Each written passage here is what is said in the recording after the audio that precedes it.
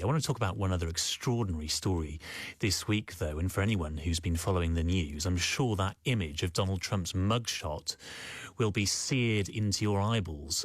Quite frankly, it was extraordinary. The first ever mugshot of a US president, quite the fall from grace from his presidential portrait taken in 2016 to now this sort of grainy mugshot where he's scowling into the camera. And let's talk to Dr. Laura Smith now, who's a presidential historian at the University of Oxford. Good morning to you, Laura. Morning. Thanks so much for joining me. And what a fascinating week for someone who follows American politics as closely as you do. What did you make of the events and seeing that mugshot for the first time?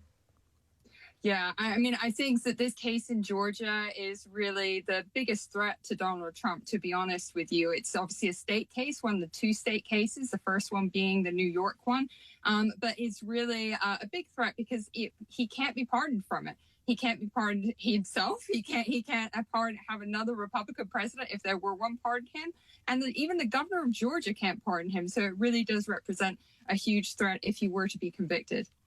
Do you think this mugshot actually changes anyone's mind in America? Because the country's so polarised now that there doesn't seem to be kind of a middle America anymore where people might be swayed one way or another by the image of a former president being photographed in a jail cell.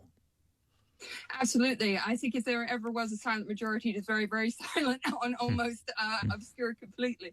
But what you said at the beginning, you mentioned presidential portraits, which is a really interesting comparison. The Smithsonian Renwick Gallery of presidential portraits is a really interesting place to visit in terms of trying to understand how presidents want to portray their legacy. And I'm thinking back over Richard Nixon's portrait in particular. And there was an art installation that came a lot later where an artist made a bust of Richard Nixon, but it was covered in paper mache of Watergate articles, entirely of newspaper articles. Wow. And so it's certainly presidents don't always rise above their portrait. You're right.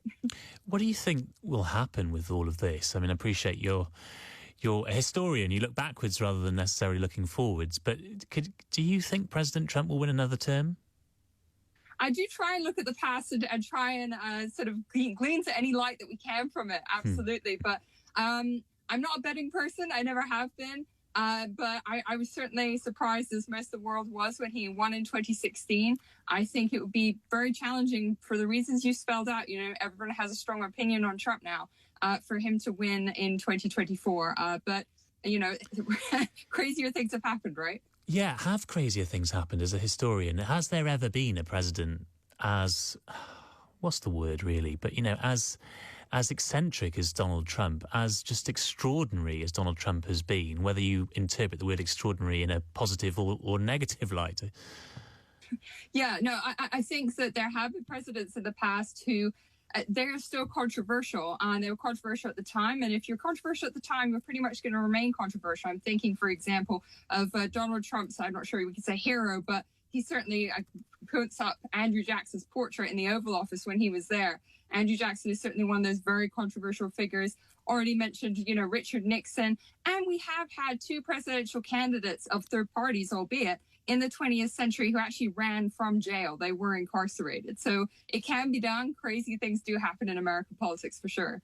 But nobody has ever had a mugshot taken. And presumably no president's ever been facing this number of charges either. This is very true. To be honest, I think it goes back to this question of whether Gerald Ford's pardon of Richard Nixon was the right thing to do. Interestingly enough, when Gerald Ford died at the beginning of our century, the 21st century, 2005-06, people really sort of looked back very fondly on him for a one-term president and said, oh, it was the right thing to do. But I don't think people are saying that anymore 50 years after Watergate we celebrated last summer. All right, Dr. Laura Smith, thanks so much for joining me this morning. Fascinating to get your historical perspective on what has been an historic week in America, given that mugshot of President Donald Trump.